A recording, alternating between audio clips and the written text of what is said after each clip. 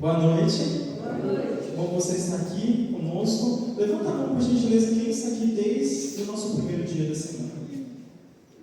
Olha só. Essas são as pessoas que, por enquanto, ainda estão concorrendo ao nosso sorteio especial da sexta-feira. Deu uma funilada boa, hein? Até hoje, são essas pessoas aí. Que bom que você está aqui. E que bom que mesmo que você não tenha vindo durante toda a semana, mas que hoje você pode dedicar esses momentos para estar aqui na casa do nosso Deus. Sua presença é muito importante. E o tema da nossa noite... Pode passar o slide para a gente, por gentileza? O tema da nossa noite é o seguinte: Deus é como um pai. E o nosso tema, ele fala de uma história que é muito conhecida. Hoje nós vamos analisar a história do filho pródigo. E é interessante a gente perceber como que as histórias elas têm a capacidade de se renovar. A história do filho pródigo, como eu falei, é uma história muito conhecida. A gente sempre ouve pregação, uma meditação, ela faz parte do nosso imaginário da igreja, do nosso imaginário da fé. Só que quando a gente relê as histórias, e várias são as histórias da Bíblia que são conhecidas, e quando a gente relê, é legal que às vezes essas histórias elas acabam trazendo alguma coisa que a gente não tinha pensado antes, elas às vezes trazem uma nova ideia, ela traz uma nova percepção, porque a palavra de Deus é assim, ela vai se renovando. E por mais que sejam histórias conhecidas, ela vai transformando a maneira como a gente vai percebendo ela. E é legal que conforme a gente vai ficando mais velho também, você vai amadurecendo, vai tendo outras experiências na vida, você começa a ter uma leitura diferente também. Coisas que antes você não via, você passa a ver. Às vezes coisas que você não estava conseguindo compreender bem no texto, você consegue compreender, porque você consegue passar por aquilo às vezes que o personagem passou. E você entende melhor os dilemas que ele estava vivendo, né? Você se identifica mais com essas figuras. E eu convido que você abra a sua Bíblia no livro de Lucas, lá no capítulo 15, a gente vai estar lendo alguns versos. Vamos estar lendo a partir do versículo 11. Lucas capítulo 15, a gente vai ler do verso 11 até o verso 32.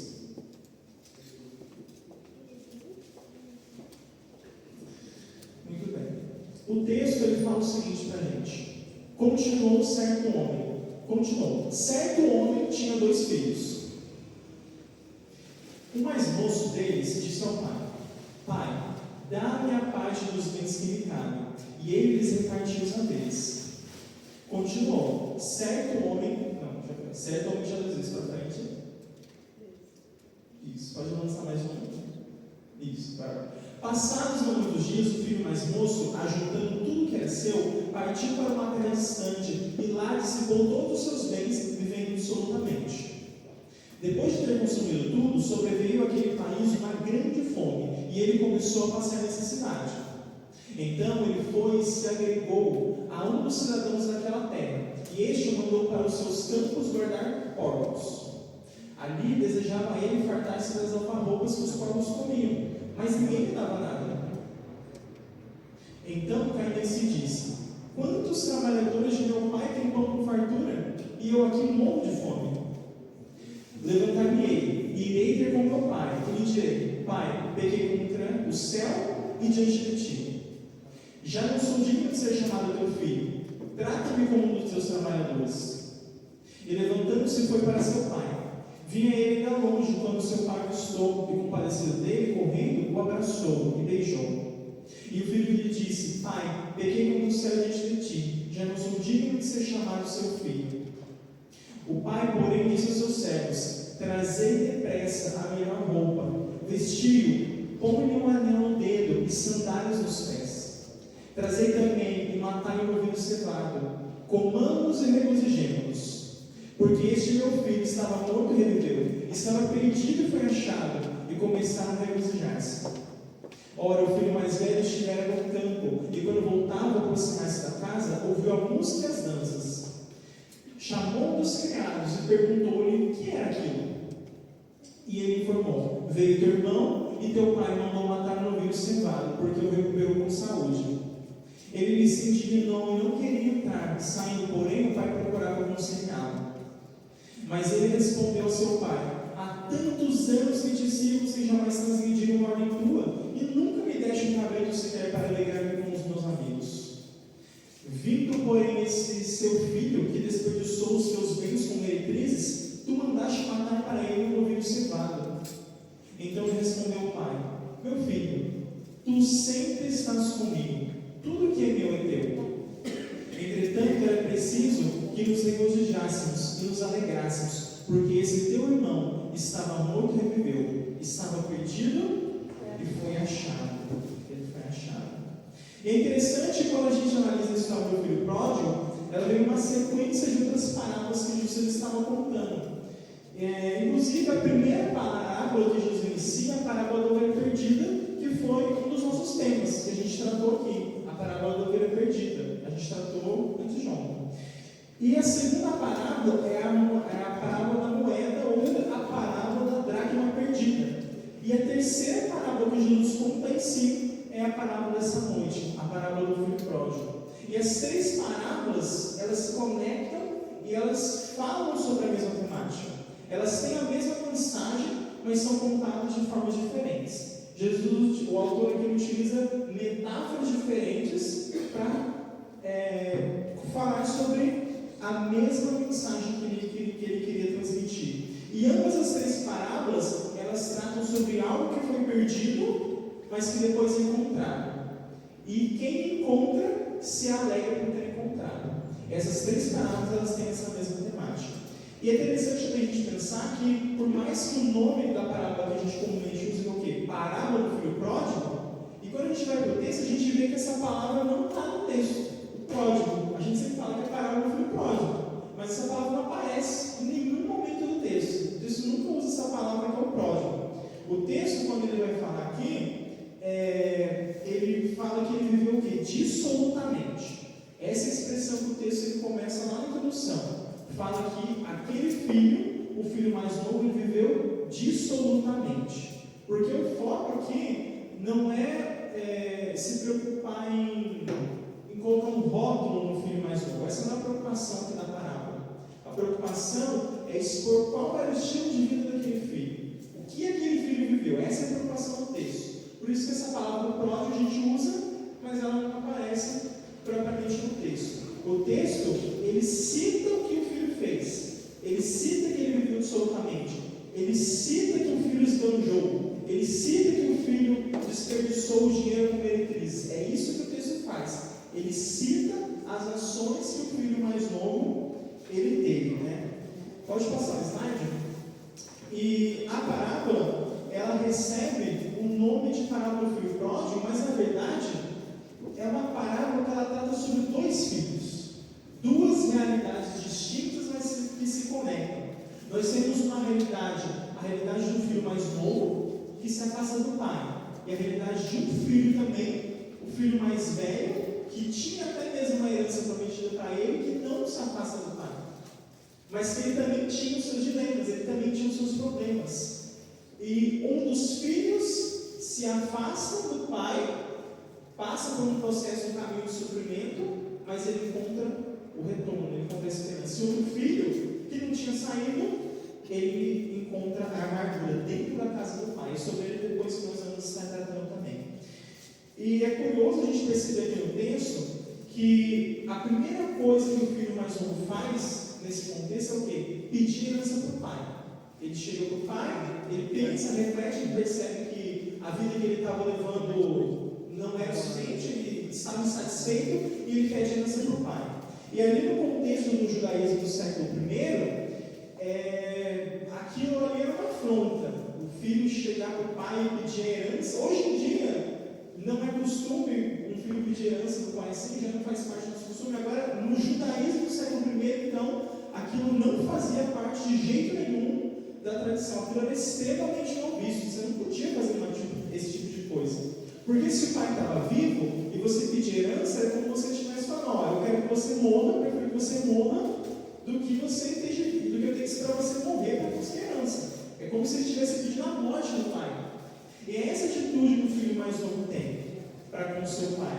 a pessoa que o sustentou, a pessoa que foi responsável pelo seu conforto, foi responsável pela sua criação, e agora ele pede herança. Por mais que o pai tenha suprido as necessidades dele durante a vida, mas aí ele não estava satisfeito com aquela realidade. Aquilo que o pai tinha fornecido para ele era insuficiente.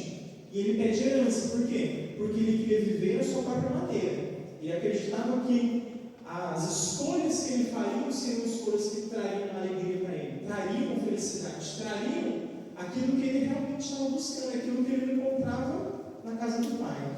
E ele faz esse pedido. E lá no livro de Deuteronômio, capítulo 21, versículo 17, a gente vê que havia uma previsão de que o filho mais velho, ele herdasse a herança, o filho mais novo também herdava, mas o filho mais velho, ele herdava uma porção dobrada da herança. O filho mais velho, ele herdaria cerca de 2/3 dos bens, enquanto o filho mais novo herdaria 1/3 dos bens. E o filho aqui, ele pede herança nesse contexto aqui, né? E era uma afronta aquilo que ele estava fazendo. E o filho, ele consegue a sua herança. E quando ele consegue a herança, o que ele faz? O texto fala que ele vai para uma terra distante. É isso que o texto fala. Ele vai para uma terra distante. E quando ele parte para essa terra distante, ele rompe com a sua família. Ele rompe as relações que ele tinha tido. É como se ele estivesse falando: olha, o que aconteceu no meu passado agora já não importa mais, agora eu vou viver da minha própria maneira. Ele foge, ele vai para uma terra distante, e lá ele passa a viver aquilo que ele realmente queria viver. E para onde será que hoje nós temos fugido quando fugimos? Será que a gente também às vezes quer fugir, achando que a gente pode encontrar felicidade, a gente pode encontrar um caminho melhor, onde as coisas vão ser diferentes? Às vezes esse sentimento de querer fugir pode acabar vindo no nosso coração. E eu lembro de Adão e Eva, que eles também passaram por esse dilema. Eles também quiseram fugir. Quando eles pecam, eles também fogem. Eles se escondem de Deus. O texto usa a expressão, esconder. Como se desse para se esconder de Deus. Mas eles buscam se esconder de Deus. Eles buscam fugir. E Deus, ele se aproxima do jardim e começa a conversar com eles. E a gente vê como que a história se desenrola. Mas eles também passaram por isso. O primeiro caso da história, assim como o filho, eles buscam fugir. Eles buscam se esconder. E é curioso que conforme a história vai seguindo lá no Antigo Testamento, a gente vai vendo que conforme a humanidade se expandia, esse sentimento de querer fugir ele continuava no coração do ser humano, porque o ser humano ele continuava o quê? Se afastando cada vez mais do jardim. E o texto lá no livro de Gênesis, ele sempre vai usando a expressão falando que eles estavam indo para o horizonte, eles estavam indo para o leste. Por quê? Porque eles estavam se afastando do jardim. E conforme, por exemplo, a terra é construída nesse lugar. E conforme o ser humano vai se expandindo, eles vão se afastando de Deus. Só que quando chega Abraão, ele começa a fazer o retorno. Deus faz a promessa e ele retorna. E consequentemente ele vai se aproximando de Deus. O ser humano também vai resgatando a sua conexão com Deus. Mas é legal de perceber que esse mesmo sentimento que o filho teve é um sentimento que os primeiros seres humanos tiveram.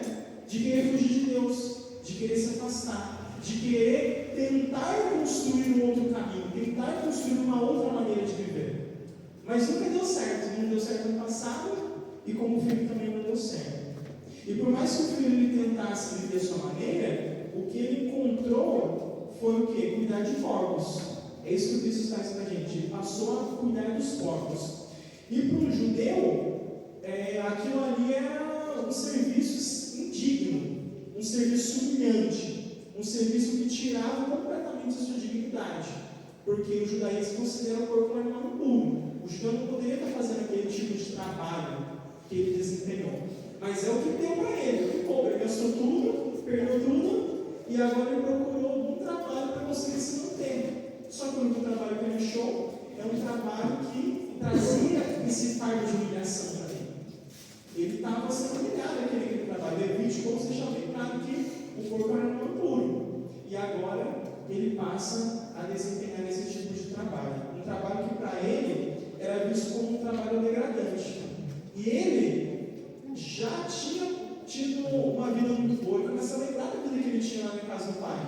Quando ele estava na casa do pai, a vida era insuficiente. Ele não estava dando valor. Mas agora que é onde ele se rebaixa, ele começa a se humilhar, ele percebe que ele estava numa situação degradante, ele lembra que a vida que o servo tinha era melhor que a vida que ele estava levando agora. E ele começa a valorizar aquilo que ele tinha perdido. E será que às vezes a gente está numa outra situação e esquece de dar valor às bênçãos que Deus tem derramado na nossa vida? A gente se esquece de onde estamos e onde estávamos? Às vezes a gente começa a conquistar coisas, a gente às vezes vai para outro caminho e a gente para de dar valor, valorizar onde a gente estava, as coisas que conquistamos. E às vezes pode não ser algo grandioso, mas quanta coisa importante a gente tem na nossa vida que tantas pessoas gostariam de ter. Às vezes a gente tem um cônjuge, a gente tem uma família, e pode, independente de problemas, mas são coisas que tantas outras pessoas queriam ter e que não têm. E será que a gente está dando valor às coisas que nós temos, às inúmeras bênçãos que nós temos na nossa vida? Ou será que a gente tem que chegar na situação que o filho teve? Perder para aí sim valorizar. O filho ele teve que perder tudo que tinha, para aí sim ele começar a dar valor no que ele tinha. Mas que nós não possamos chegar nesse ponto de ter que perder para poder dar valor. É muito melhor aproveitar e ter a consciência dos privilégios que temos, das bênçãos que Deus derrama na nossa vida. Valorizar aquilo que nós temos é importante. E será que nós temos tido esses momentos de agradecer a Deus, valorizar as bênçãos que Ele já derramou na nossa vida? E ele cai em si. E ele percebe a situação que ele estava passando. E quando o texto traz essa noção de que ele caiu em si, ele fala que, tendo voltado a si mesmo. Esse é o sentido que o texto traz. Tendo se voltado a si mesmo. E não foi simplesmente um lapso que ele teve e lembrou que ele estava numa vida melhor antes. Não é simplesmente isso. Mas o texto, ele traz o sentido que ele se arrepende do que ele tinha feito. Ele não simplesmente pensou melhor. Não, ele reflete de maneira profunda e se arrepende de onde tinha ido. Esse é o sentido que o texto ele traz. Ele passa a se arrepender do caminho que ele tinha levado. E ele começa a refletir sobre o retorno. Ele pensa, olha, eu já cheguei tão longe aqui, mas eu sei que eu posso retornar. E ele começa a ensaiar uma fala. Ele começa a ensaiar aquilo que ele falaria quando ele reencontrasse o seu pai. E é legal a gente perceber que se o filho, ele tinha certeza que ele poderia voltar, é porque ele conhecia muito bem qual era o caráter do pai. Porque se fosse um outro pai, ele poderia ter certeza de que ele não poderia voltar. Provavelmente, um outro pai ali, um outro patriarca, uma outra figura ali, um patriarca judaico, ele não aceitaria o filho de volta. Se um outro filho tivesse feito aquilo que aquele filho da parábola fez, provavelmente ele não voltaria para casa. Por quê? Ele desafia o pai, é como se ele tivesse pedido a morte, ele perde tudo, ele tem um trabalho degradante. Que pai aceitaria de volta o filho naquela situação? Naquela cultura, naquele contexto, nenhum pai provavelmente não aceitaria o filho de volta. Mas ele sabia que ele poderia voltar. Ele tinha essa convicção, porque ele começa a ensaiar aquilo que ele ia falar para o pai. Porque ele conhecia o caráter do pai dele. Ele sabia que o pai dele era um pai bondoso. Ele sabia, conhecia o caráter do pai. E será que hoje a gente também conhece o caráter de Deus? A gente tem conhecido o caráter? Aquele filho conhecia o caráter do pai porque ele viveu com aquele pai. Porque eles tinham um relacionamento. Porque ele já teve intimidade com o pai. Portanto, ele sabia como era o caráter. E se hoje a gente não se relaciona com o nosso pai, se a gente não tem intimidade com o nosso pai, como que a gente vai conhecer o caráter dele? Para conhecer o caráter de uma pessoa, a gente tem que conviver com essa pessoa. E o filho convivia, por isso ele conhecia o caráter que ele tinha do pai. E é legal ver a fala que ele tem, começar a imaginar aquilo que ele falaria. Porque ele sabia como era o caráter do pai, e ele, ainda que tivesse se afastado, ainda que tivesse feito tudo errado, gastou tudo e fez tudo errado, mas ele ainda assim mantinha o respeito. Porque ele não queria simplesmente chegar de qualquer maneira, mas ele queria dizer alguma coisa para o seu pai. Aquela fala ensaiada que ele tem era o respeito que ele mantinha pelo seu pai. Por mais que ele se tivesse afastado, mas a figura do pai era uma figura que ele ainda permanecia com respeito. Ele respeitava o seu pai. Por isso ele começa a ensaiar a fala. Pode passar o slide.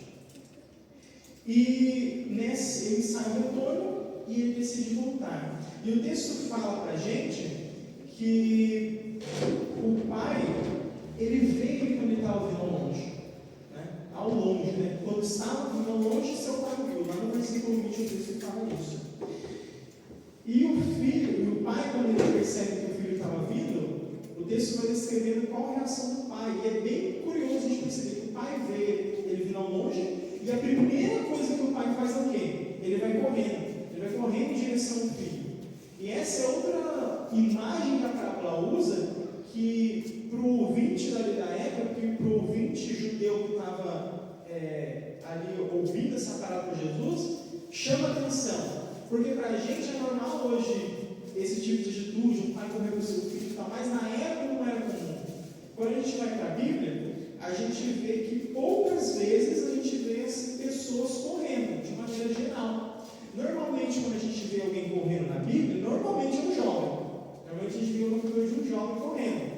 A gente vê também algumas figuras de alguns soldados, por causa da urgência da guerra, eles tiveram que correr para dar uma mensagem. A gente também vê alguns profetas em algumas ocasiões excepcionais, onde eles também correm por causa da urgência da mensagem profética, e em alguns momentos também a gente vê alguns reis correndo, né? Mas são todos assim, momentos específicos, momentos que fogem da regra. É raro você ver na Bíblia algum personagem correndo. E quando a gente vê ali no texto, a gente percebe que esse pai era patriarca, você não vê em nenhum outro lugar da Bíblia um patriarca correndo. A gente não vê um homem ali idoso, chefe de família judeu correndo. A única vez que a gente vê é aqui na parábola.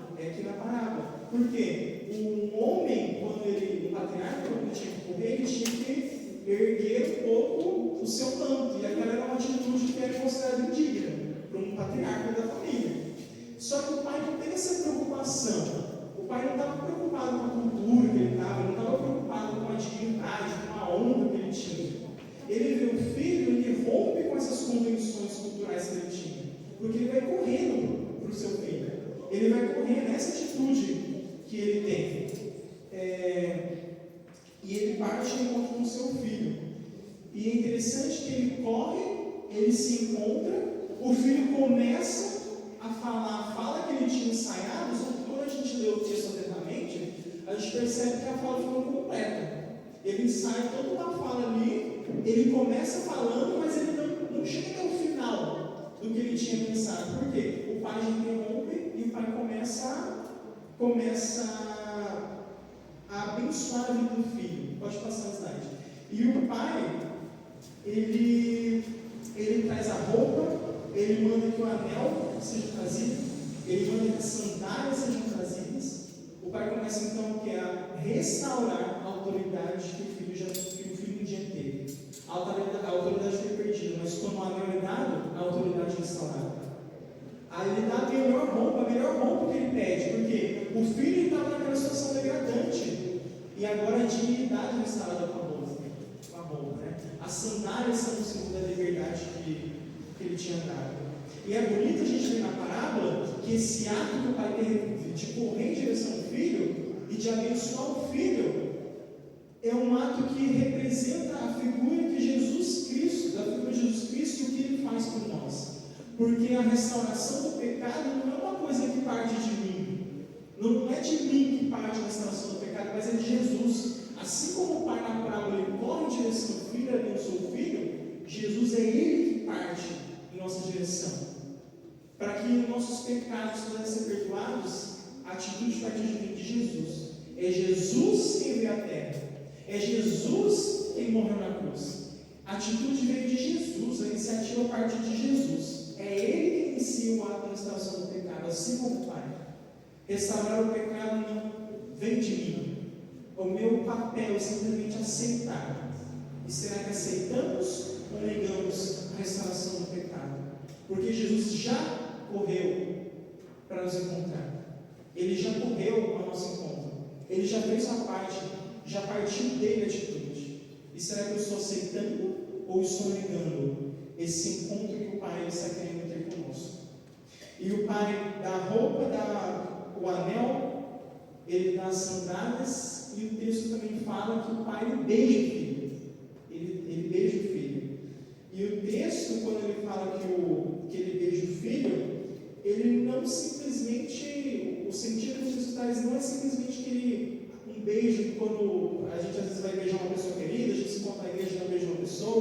ou se não uma mãe não beija o filho. Às vezes a gente beija pessoas que a gente tem uma relação de afeto, mas o beijo que o pai dá aqui não é só esse beijo afetuoso, mas é como se o texto quisesse dizer que ele estava beijando aquele filho efusivamente. São vários beijos que ele dá, porque ele estava emocionado ao reencontrar com o filho. Não é um beijo, ele dá vários beijos. Esse é o sentido que o texto vai trazer. Como se ele tivesse dado vários beijos no filho, abraçado o filho, estava junto com o filho, porque ele estava sentindo uma alegria legítima de estar com o filho. Aquele pai não estava preocupado em manter um personagem, aquele patriarca que não corre, que é aquele homem respeitado. Não, ele vai quebrando um monte de regras ali, regras da cultura dele. Ele vai quebrando as regras. Ele corre, ele abraça o filho, ele começa a dar vários beijos no filho, porque o pai não estava preocupado em manter uma pose. O pai, ele se entregou em amor pelo filho. O pai, ele se entrega. O pai, ele não tinha máscara. O pai, ele está se preocupado o quê? Em amar o filho e em demonstrar esse amor. O pai ama e o pai faz questão de demonstrar o amor. E Jesus também faz questão de demonstrar o amor que ele tem por nós. O maior ato de amor de Jesus foi a sua morte na cruz. Ele escolheu demonstrar o amor que ele sente por nós. E ele vai restaurando o filho. Ele beija o filho e, além dos objetos que ele tinha dado, ele pede que os servos tragam um novilho. E tragam não qualquer novilho, mas um novilho gordo, o melhor. O melhor seria oferecido para que pudesse ser celebrado. E o filho, então, ele passa por esse processo de restauração. O pai ama o filho, agora restaura aquilo que o filho tinha perdido. O que o filho tinha perdido, agora ele encontra no amor do pai. Não só nos objetos, não só nesse simbolismo, mas principalmente no amor do pai. E ele é restaurado. E assim como as outras parábolas que a gente falou que se conectam com essa aqui, né? Tudo que é perdido passa a ser achado. O que é achado encontra alegria em quem encontrou. Só que a história não termina por aí. Jesus poderia ter acabado a história aí, né? O filho partiu, gastou tudo, tal, volta, encontra o amor do pai, encontra o perdão, mas a história não terminou. E a história segue falando de quem? Um filho mais velho, um outro filho, uma outra figura que aparece para fazer o fechamento da parábola. E Jesus, quando ele estava contando a parábola, ambas as três parábolas, ele estava num contexto onde ele estava tanto com a multidão, as pessoas que o seguiam, que queriam ver ele, quanto com os fariseus, os líderes religiosos. Eles também estavam a ouvir a parábola. E quando Jesus conta essa parábola, ele traz dois ensinamentos. Ele traz duas figuras que se identificarem com a história. A multidão que ouve Jesus se identifica com esse filho mais novo. Por quê? Porque eles percebem que por mais que eles fossem pecadores, mas eles encontrariam o perdão de Jesus. Só que a liderança religiosa que estava ouvindo a parábola lá, eles se identificaram com quem? Com esse segundo filho. Com esse segundo filho. Por quê? Quais eram as características que esse outro filho tinha?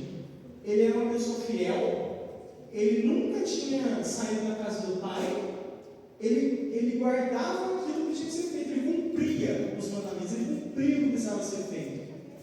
Ele era fiel. E não há mal nenhum nisso. Isso é o certo, é o correto.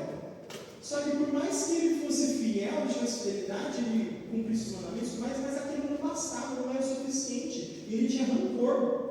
Quando ele encontra o seu irmão, ele não se alegra com o pai, ele sente rancor. Ele tinha um coração repleto de mágoa pelo seu irmão. E quando os líderes religiosos ouvem ali no contexto de Jesus fazendo a parábola, aquele era um momento de reflexão. Porque aqueles líderes faziam a mesma coisa. Eles também cumpriam a lei. Eles também eram bons religiosos. Eles também obedeciam os mandamentos. Eles também faziam o quê? Faziam o que era necessário, o que deveria ser feito de acordo com a tradição judaica. Mas o coração deles era o mesmo coração do filho da parábola. Porque eles julgavam o povo. Eles julgavam as outras pessoas. Eles tinham esse rancor, esse amargor no coração. E esse segundo filho, o filho mais velho, ele fala muito com a nossa maneira de exercer a espiritualidade. Ele fala muito com a forma como nós vivemos a nossa religião.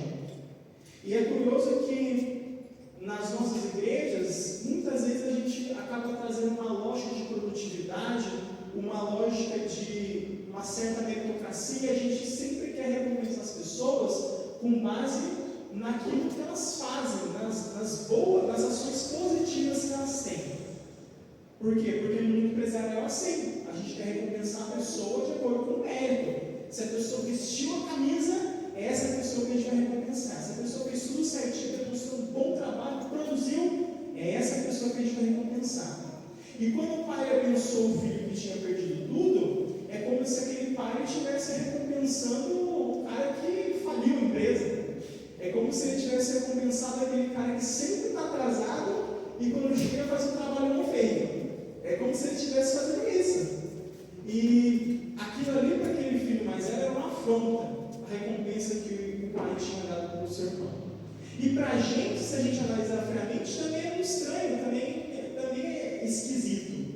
Porque a gente espera que o quê? A gente espera que a recompensa venha das nossas igrejas para as pessoas que estão dizimando certinho, estão dando sua oferta certinho, para a pessoa que está vindo com frequência nos cultos. A gente espera que a recompensa venha para as pessoas que estão fazendo o quê? Guardando o sábado, que elas estão cumprindo um checklist de uma série de afazeres que a gente tem que desempenhar. E quem está cumprindo tudo certinho, essa pessoa merece a recompensa. Só que Deus, ele não está agindo nessa mesma lógica. Ele não está agindo nessa lógica de produtividade, uma lógica de recompensar quem está fazendo tudo certinho. Porque a gente pode fazer tudo certinho, mas se o coração for um coração julgador, se for um coração amargurado, de nada adianta. Não adianta dar dízimo, dar oferta, guardar sábado, vir na igreja, não adianta fazer uma série de coisas, se no fim das contas o coração é um coração que está julgando, um coração julgador. Não vai adiantar. E a gente às vezes acha que é assim que Deus vai agir, recompensando quem está cumprindo o checklist. E Deus não está preocupado em cumprir checklist. Tudo isso faz parte da vida. Dizimar, ofertar, guardar sábado, vir na igreja, abençoar todas as pessoas, tudo isso faz parte, tudo isso tem importância.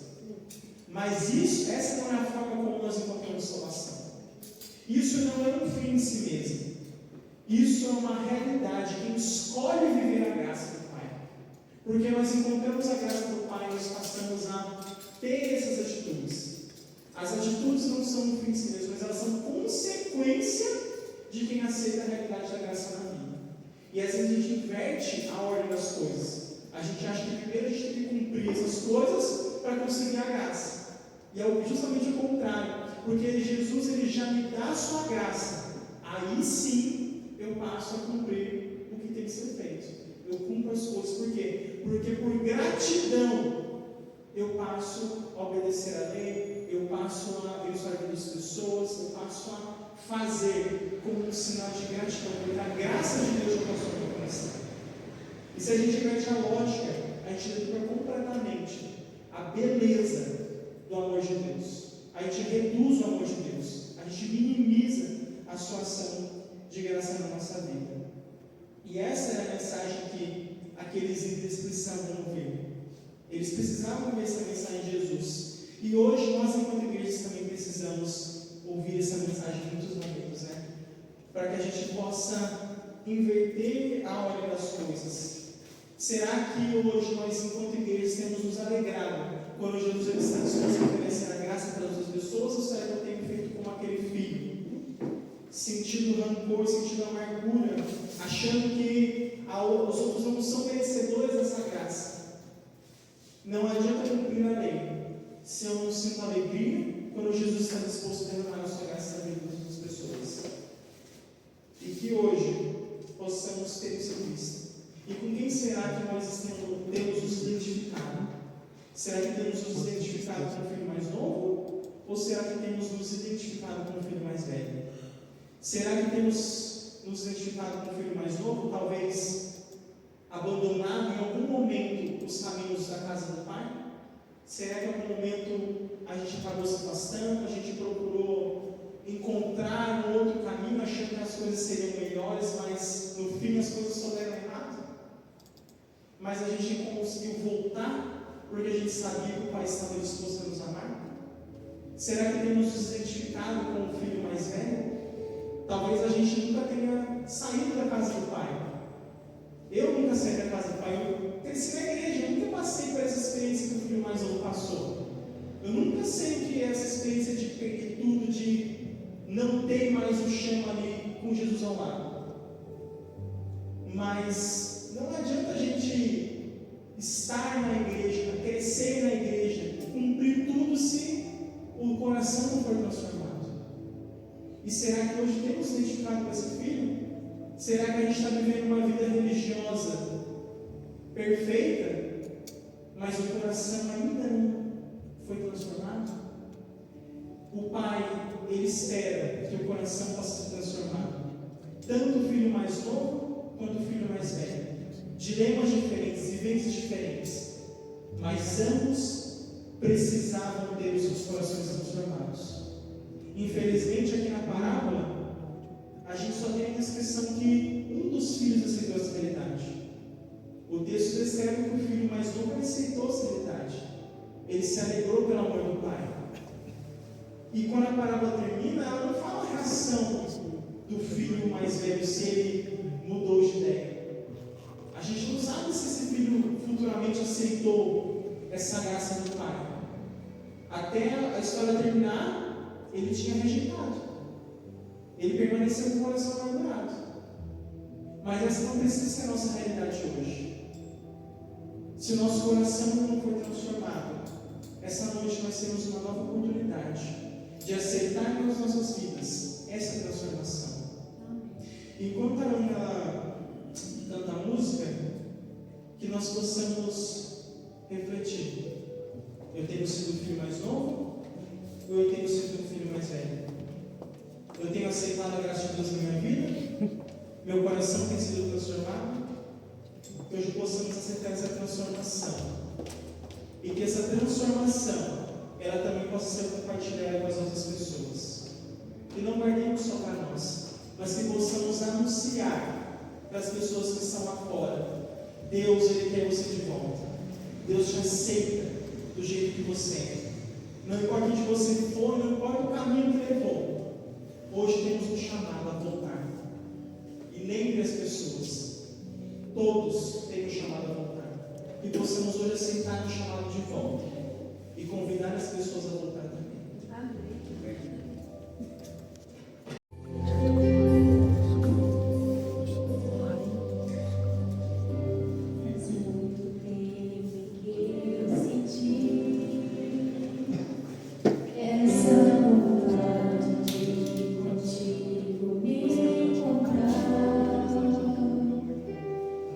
Dizer como sou e admitir o quanto